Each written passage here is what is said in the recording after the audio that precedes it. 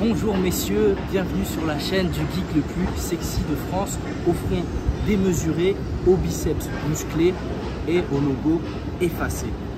Évidemment, vous l'aurez compris, c'est la première vidéo de cette série dans laquelle je vais vous montrer comment est-ce que je vais transformer un site de dropshipping en marque établie, en marque de e-commerce qui fait plus de 100 000 € par mois.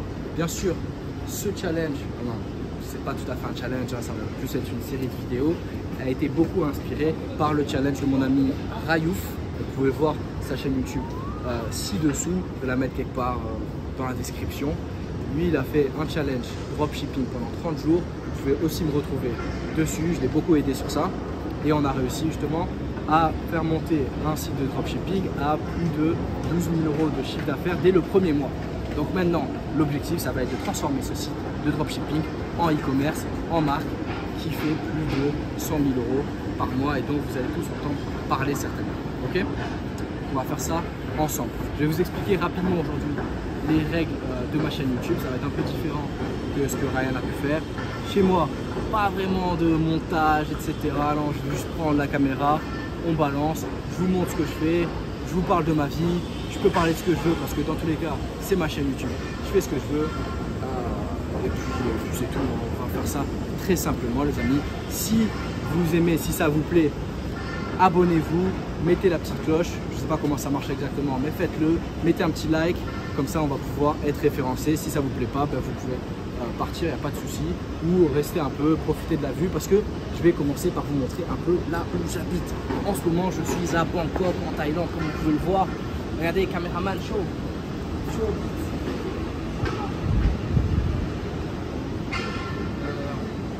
Ok, donc monte pas trop, monte pas trop. Ah, donc voilà, petite forêt amazonienne, hein, forêt thaïlandaise, avec la belle piscine, le jacuzzi, les tours. On est vraiment dans un pays du tiers-monde, comme vous pouvez le constater. Ici, vous voyez l'espace enfant, là où j'adore passer du temps dans la piscine à boules. Évidemment, c'est un super endroit. Comme vous pouvez aussi le constater, je viens de sortir de chez le coiffeur et je me suis fait littéralement déchirer. Donc voilà, je vous montre rapidement. Là, on peut constater que c'est un carnage. C'est simplement, c'est un carnage. Donc ben, ça m'a coûté 400 bahts, donc 10 € plus le prix de la casquette qu'on va aller acheter ensemble demain. Donc c'est super. Je ne vais pas vous mentir les gars, j'ai fait une erreur stratégique. Je suis arrivé avec mes écouteurs dans le barber que j'ai l'habitude d'aller. J'avais un peu trop la confiance. Je suis arrivé, je me suis installé comme ça. Et il y a une dame qui est venue. Une dame, ben, je ne sais pas trop si c'est une dame ou il, elle, on ne sait pas trop ici. Tu vois, la limite elle est toujours fine. Et j'étais sur mon téléphone, j'ai dit oui, je l'ai laissé me couper les cheveux et c'était un carnage. C'était horrible. Voilà. Bref, aujourd'hui dans cette vidéo, on va aller au bureau. Comme ça, je vais pouvoir prendre mon ordi et vous expliquer l'intérêt de transformer un site de dropshipping en e-commerce. Parce que vous pouvez aussi bien me dire, ouais, mais pourquoi pas rester en dropshipping, etc. Pourquoi essayer de faire une marque, pourquoi se faire chier à faire ça, bla bla bla. Donc on va parler de ça ensemble dès qu'on arrive au bureau. Donc, pour l'instant, on va profiter de la vie.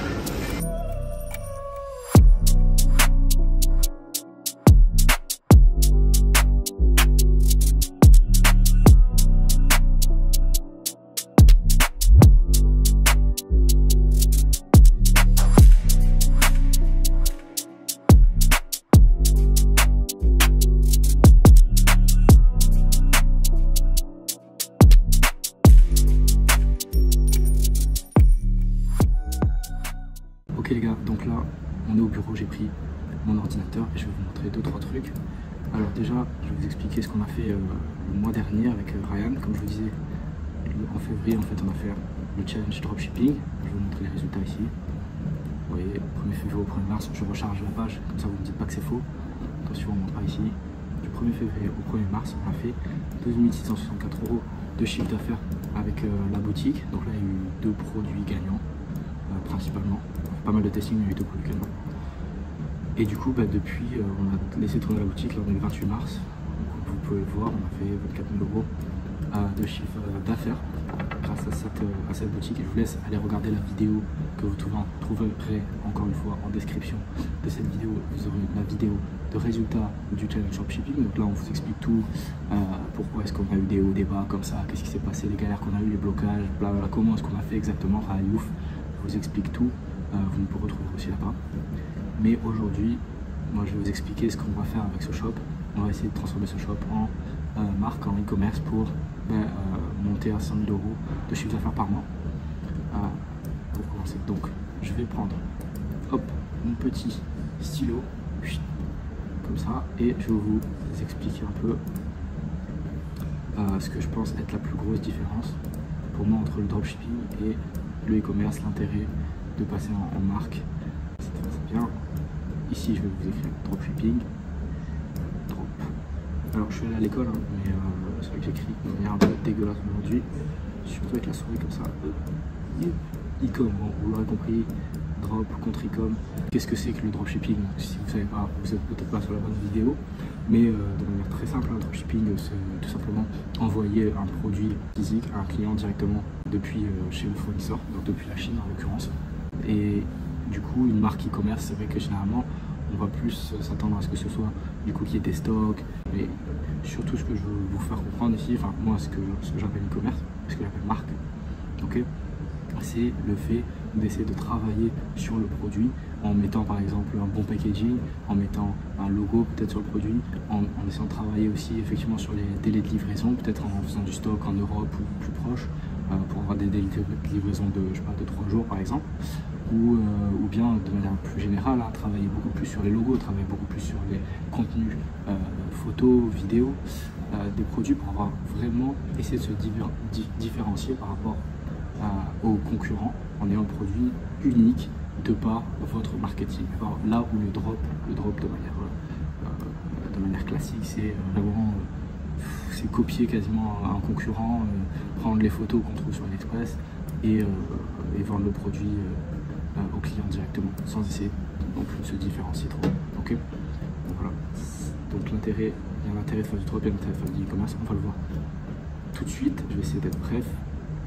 En gros, la chose la plus différenciante, ce qu'on va essayer de faire quand on fait une marque e-commerce, c'est qu'on va essayer d'améliorer en fait l'expérience client. Donc là je vais mettre XP, hop, XP client. Alors qu'est-ce que c'est que l'expérience client? Ça va être tout ce qui va se passer après que votre client ait acheté votre produit. D'accord. En réalité, même avant qu'il ait acheté votre produit, quand il est sur le site, etc., il va voir votre produit, il va dire ah, il est unique. Quand il va l'acheter, votre produit, il va le recevoir. Donc en combien de temps est-ce qu'il va le recevoir? Est-ce qu'il va avoir des mails personnalisés ou qui vont bien lui expliquer, voilà. Est-ce qu'il va avoir de la valeur par mail? Est-ce que le packaging il va arriver, voilà, est-ce que ça va être un packaging stylisé? Est-ce que ça va être un packaging personnalisé? Est-ce qu'il va avoir je sais pas, des goodies, des cadeaux à l'intérieur du packaging? Tout ce processus là, c'est le processus de l'expérience, ça enlève de l'expérience client avec votre marque, d'accord. Et ça fait qu'un client est satisfait. En fait, ça participe à la satisfaction, on va dire, du client par rapport à votre produit et surtout par rapport à votre marque. Et on va y revenir pourquoi ça va être important pour la marque e-commerce quand ça n'est pas vraiment en dropshipping. Pourquoi? Parce que dropshipping, dans tous les cas, expérience client, on va la faire simple. Là j'ai écrit expérience client, et ben elle est nulle. Voilà, on va prendre ça. Expérience client, naze. Donc en gros, regardez ce qui se passe en dropshipping. Vous avez votre client ici. Je fais un petit bonhomme. Ça c'est un client, ok. Donc ce monsieur, vous avez fait de la publicité Facebook, d'accord. Donc nous on a fait, c'est comme ça qu'on fait, qu'on a notre trafic sur notre site, c'est vous faites de la publicité Facebook, d'accord. Vous pouvez faire de la publicité TikTok ou autre, ou sur les réseaux sociaux, tout ça. Bon, il a vu votre publicité et il a décidé que le produit est intéressant, donc il va vous envoyer de l'argent. Alors ça c'est de l'argent, ok, ça c'est des dollars, hop, ou des euros comme vous préférez. Hop, petite tête, ça c'est vous ça. Donc il vous envoie de l'argent et vous, vous êtes content. Ok, vous êtes content, vous envoie de l'argent et vous lui envoyez son produit là. Ça c'est un produit, je sais pas ce que c'est, j'ai une carte postale. Bref, vous lui envoyez son produit, ok. Et lui, son produit il va le recevoir, je sais pas, peut-être qu'il va le recevoir sous 6 jours, il va le recevoir dans un vieux packaging, etc. Tu vois. Encore que 6 jours c'est bien, il va le recevoir dans un vieux packaging, enfin, il n'y a pas vraiment de suivi client, il n'y a rien de spécial. Bon, il va recevoir son produit, si le produit il est ok, il va être ok, tu vois, il est un tout petit peu satisfait, ouais, un début de sourire, mais c'est, voilà quoi, il est bof, ok, ça c'est son expérience client qui est moyenne. Puis il a reçu son produit, c'est vraiment très transactionnel ici, là si je devais écrire un truc, vous savez quoi, je vais écrire, c'est plus simple, écrire c'est vraiment très transactionnel quoi, d'accord. Donc c'est vraiment hop, cash, produit, bim. Et vous, votre objectif ici en drop, l'objectif principal, c'est de maximiser votre profit. Donc vous voulez vraiment maximiser le profit que vous faites en direct sur la pub. Donc votre profit, ce que j'appelle le profit upfront, c'est le profit combien est-ce que ça vous rapporte lorsque vous mettez 1 euro. Alors, je vais mettre carrément 1 euro. Là je mets 1 euro. Ok, 1 euro. Combien est-ce que la pub rapporte, d'accord? Généralement, on aime bien les ROAS, donc les retours sur investissement publicitaire de 3 euros par exemple. Donc je mets 1 euro, vas-y, je récupère 3 euros. D'accord? Donc après, bon, effectivement, vous avez les notions de coût, etc. Mais bon, il faudra dire ça. Vous mettez 1 euro, vous récupérez 3 euros. Votre seul objectif, c'est de maximiser ce chiffre-là, d'accord? C'est de maximiser cette différence qu'il y a là, ce profit. Donc vous cherchez vraiment profit, pub, profit de la pub, ok? Profit, pub, voilà, ça c'est votre objectif principal, unique en dropshipping. Okay. Donc très clairement c'est votre profit unique. Pourquoi est-ce que c'est votre profit unique? Parce que vous savez que ce mec-là, vu sa tête là, tu peux voir sa tête, il va pas revenir t'acheter à ta marque, il va pas en parler à ses parents, à ses amis, etc. Dire oui, il faudrait que vous achetiez ce produit. Non, il a reçu son produit, bon, si vous ne l'avez pas renvoyé, vous êtes déjà content. D'accord? Ça c'est le dropshipping. L'objectif c'est d'être vraiment le plus rentable possible en pub. Et surtout en plus au dropshipping, ça arrive souvent que les mecs fassent tourner des produits qui sont un peu soit saisonniers, soit c'est un peu gadget, d'accord? Donc ça marche un temps, puis après des fois ça marche plus, d'accord? Ou juste la rentabilité va baisser parce que c'est plus tout à fait la saison, etc.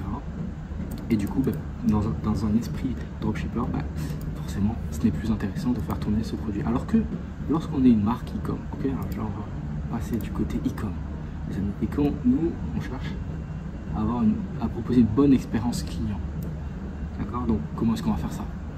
Faire un bon packaging. D'accord. Voilà, vous voyez, je fais une belle box. Je fais une box avec des trucs comme ça. Un beau packaging, plus un bon mailing, d'accord, un bon emailing, vous apportez de la valeur par mail, vous créez une communauté, j'en sais rien, d'accord, sur les réseaux sociaux, etc. Vous travaillez beaucoup sur ça. Vous faites des belles photos produits, des photos produits uniques. Ça un appareil photo, ok. Vous faites des photos uniques. Vous avez une fast delivery, vous avez une livraison rapide, d'accord, rapide ou avec un bon suivi, etc. D'accord. Hop. Ok. Et bien là, vous avez une bonne expérience client. Et du coup, là, toutes ces choses aussi, elles augmentent les coûts, vos coûts produits, d'accord. Donc vous gagnez moins d'argent, de facto. Sauf si vous arrivez à vendre plus cher parce que vous avez une marque établie. Ça, c'est dans un second temps. Bref. Donc ici, regardez votre client. Lui, il va encore vous donner de l'argent. Ok. Donc là, il vous donne son argent. Mais là, lui, quand il reçoit son bordel, là, son produit, hop, et bien vous savez quoi? Il est heureux parce qu'il a vécu une bonne expérience client avec vous, avec votre marque, d'accord? Une bonne expérience client, là il est heureux. Et vous êtes un peu moins heureux dans cette situation-là. Vous êtes un peu moins heureux parce que sur la pub, en fait, vous allez être moins rentable parce que vous avez dépensé plus pour travailler sur l'expérience client, etc. Donc, généralement, vous allez être moins rentable. Et en fait, l'idée, c'est que ici c'était très transactionnel. Dans le dropshipping, c'était transactionnel. Ici, ça va être du coup relationnel. Ici, ça va être beaucoup plus relationnel. Vous pouvez vous permettre d'être beaucoup plus relationnel. L'idée, l'objectif d'être beaucoup plus relationnel, c'est quoi? C'est que ce mec-là, votre client, une fois qu'il est content comme ça, là, regarde sa tête là, qu'est-ce qu'il va faire? Eh bien, il va racheter. Il va revenir et dire, moi, je veux acheter encore chez vous. Alors, soit un produit différent, soit le même produit, mais il va racheter. Et qu'est-ce qu'il va faire aussi? Il va peut-être aller voir ses amis, il va dire bah écoutez, attendez, c'était trop bien mon expérience avec eux, c'est vraiment top le produit et tout, il va en parler à d'autres personnes. Et ces personnes vont faire quoi? Elles vont vous acheter. Donc en fait, là où ici vous faites une vente, là où en drop vous allez faire une vente, ok, une vente et basta, le mec il part. Ici vous allez potentiellement faire 3 avec un seul client, ok. Donc qu'est-ce qui se passe sur votre publicité? Sur votre publicité, vous allez pouvoir vous permettre de chercher à être break-even. Vous allez pouvoir vous permettre de chercher à être break-even, tu vois. Donc, je mets 1 euro et je récupère 1 euro, quoi. Je cherche pas à être profitable. D'accord? Donc ce qui va se passer, c'est qu'en fait, vous allez chercher le budget publicitaire le plus élevé possible jusqu'à ce que vous touchiez le break-even, jusqu'à ce que vous ne gagnez plus d'argent. D'accord? Parce qu'en fait, plus vous augmentez le budget publicitaire, ça c'est très classique, plus vous augmentez le budget publicitaire, plus vous réduisez votre rentabilité. Enfin, il y a un sweet spot, d'accord? Il y a bien évidemment un sweet spot, mais il y a un moment où effectivement, quand vous essayez de scaler à de très larges volumes, vous essayez de toucher beaucoup plus de personnes, c'est des personnes moins qualifiées, etc. Et du coup, de facto, vous réduisez votre rentabilité et vos profits. Donc quand tu es en drop, tu n'as pas envie de faire ça, parce que toi, tu penses que à ça, l'argent, au profit, etc. Mais quand tu es en marque, toi, ton objectif, en fait, c'est d'acheter des clients. T'as pas besoin d'être rentable sur ta publicité. Pourquoi? Parce que tu sais que plus tu as de clients, plus tu achètes de clients, plus tu vas gagner de l'argent sur le long terme. Pourquoi? Parce qu'il y a la notion de... Ici, il y a la notion de LTV, Lifetime Value. Ok? Donc ça, c'est LTV, Lifetime Value, c'est l'argent que va te rapporter ton client sur le temps, sur la durée sur laquelle il va interagir avec ta marque, d'accord? Et ça, la LTV ici, ça veut juste dire que en fait, ton client, regarde, il va acheter une fois là, une fois là, une fois là, une fois là, une fois là, et ta LTV, ben, c'est la valeur qu'il va t'apporter sur toutes les fois où il va acheter chez toi, d'accord? Plus en plus, il va t'apporter d'autres clients qui eux aussi vont avoir une LTV. Alors qu'ici, qu'en dropshipping, ben, il n'y a pas de LTV en fait. LTV, 0 LTV. Enfin, généralement 0 LTV. Je vous le dis. 0 LTV. Du coup, l'objectif dans l'e-commerce, c'est de maximiser le nombre de clients. D'accord? Lorsque l'objectif dans le dropshipping, c'est de maximiser le nombre de cash qui rentre. D'accord? De facto, les deux, vous essayez de maximiser le nombre de cash qui rentre, hein. Mais il y en a un, vous le faites à court terme, il y en a un, vous le faites à long terme. Ok?